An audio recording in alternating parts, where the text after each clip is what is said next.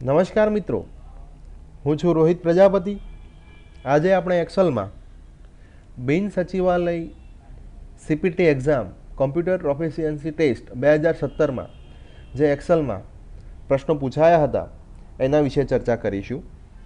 મિત્રો, તમે સોફ્ટવેરમાં ત્યાં પરીક્ષા માટેનું જે સોફ્ટવેર હોય છે ત્યાં ડાબી બાજુ એક્સેલ ઉપર ક્લિક કરશો। અહીંયા ધારો કે આ સોફ્ટવેર છે, આખું ડેસ્કટોપ છે, એમાં તમારું સોફ્ટવેર ખોલેલું જ હશે ત્યાં લોકોએ। તો આ બાજુ ડાબી બાજુ અહીંયા એક બોક્સ બનાવેલું હશે અને ત્યાં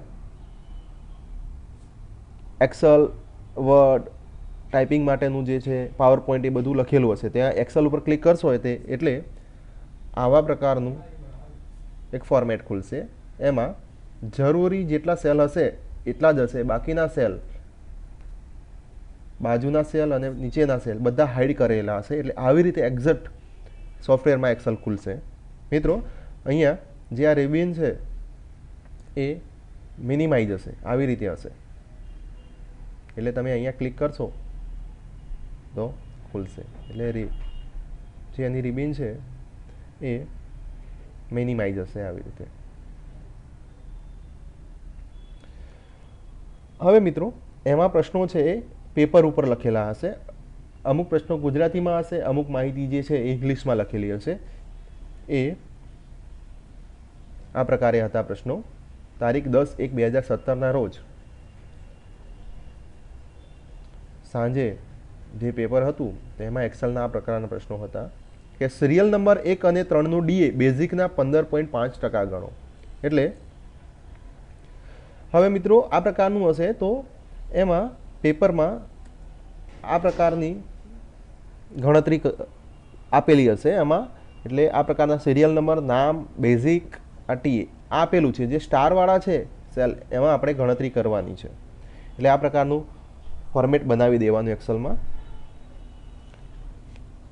પછી અહીંયા પ્રથમ પ્રશ્ન છે સિરિયલ નંબર 1 અને 3નું ડીએ બેઝિકના 15.5% ગણો। એટલે આ 1 અને આ 3 સિરિયલ નંબર, એનું જે બેઝિક આપેલું છે તો એનું ડીએ છે એ બેઝિકના 15.5% ગણો અહીંયા। તો બરાબર C2 ઇન્ટુ 15.5%। તો મિત્રો એનું આવી ગયું। બીજું મિત્રો કે ત્યાં કોપી પેસ્ટ નહીં થાય। એટલે અહીંયા આ સેલ કોપી કરી અને અહીંયા આપણે પેસ્ટ કરી દઈએ તો ત્યાં એવું થશે નહીં। તો અહીંયા યાદ રાખજો, પ્રથમ નંબર અને થર્ડ નંબરમાં 15.5% કહ્યું હતું, અહીંયા પણ બરાબર C4 ઇન્ટુ 15.5%।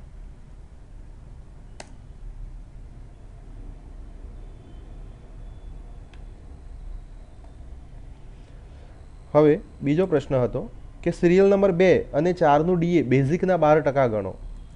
તો અહીંયા કૌશલ કુમાર અને તરલ કુમાર, એનું જે ડીએ છે બેઝિકના 12%। તો બરાબર C3 ઇન્ટુ 12%। એ જ રીતે અહીંયા 12% બરાબર ઇન્ટુ 12%। હવે એમાં પેપરમાં ટીએની માહિતી તો પહેલેથી આપેલી હતી એટલે એ લખી નાખી છે। પછી આગળનો પ્રશ્ન છે તમામનું ઇન્સેન્ટિવ એ ડીએના 10% ગણો। તમામનું ઇન્સેન્ટિવ એ ડીએના 10% ગણો। તો મિત્રો યાદ રાખજો, અહીંયા પ્રશ્નમાં જે ઇન્સેન્ટિવ છે એ બેઝિક ઉપર નથી ગણવાનું, પરંતુ ડીએ ઉપર ગણવાનું છે।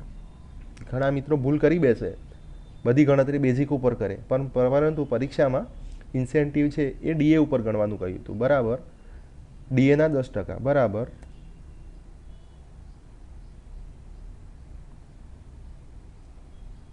D2 into 10%। પછી ફોર્મ્યુલા બધામાં એપ્લાય કરી શકો છો। આવી રીતે ત્યાં સુવિધા ચાલુ જ હોય છે। તો આવી રીતે આપણે કરી શકીએ। ઇન્સેન્ટિવ છે એ ડીએના 10%। હવે બધાનો સરવાળો કરો, તો બધાનો સરવાળો અહીંયા કરવાનો છે। તો બરાબર D2 વત્તા E2 વત્તા F2 એન્ટર. અથવા તમે સમની જે ફંક્શન છે એનાથી પણ કરી શકો. સમ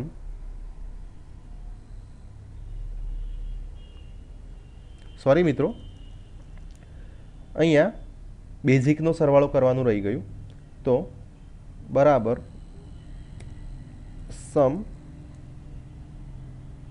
બેઝિકથી ડીએ ટીએ અને ઇન્સેટિવ બધાનો સરવાળો કરવાનો. તો આગળ આપણે ભૂલી ગયા હતા.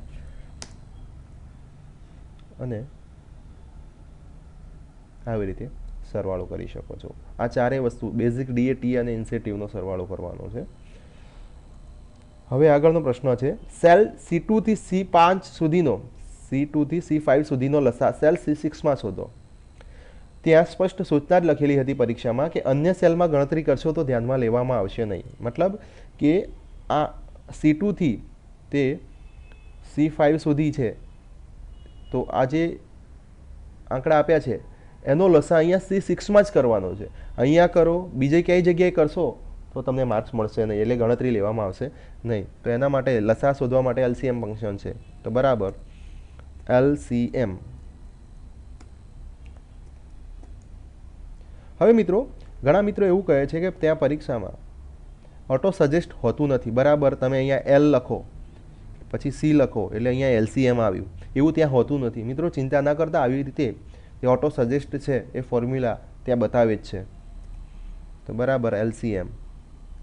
ઘણા મિત્રો ચિંતામાં મુકાઈ જાય કે કોઈ એવી ઓકવર્ડ ફંક્શન હોય, યાદ ન રહેતું હોય સ્પેલિંગમાં,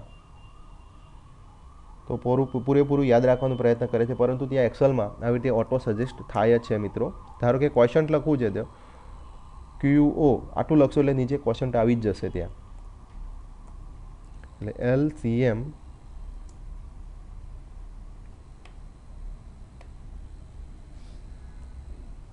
તો મિત્રો આનો LCM આટલો થાય. અને ત્યારબાદ આગળનો એક પ્રશ્ન હતો કે સેલ F1 ને સેલ F6માં અપર કેસમાં લખો.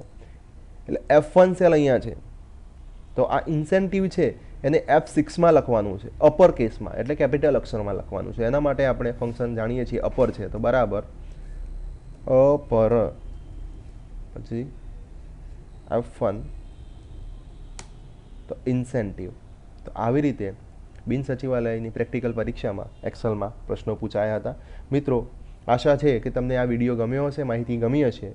જો તમને આ માહિતી અને વિડીયો ગમ્યો હોય તો મારી આ વિડીયોને લાઈક કરો, શેર કરો અને મારી ચેનલને સબસ્ક્રાઈબ કરો. Thank you.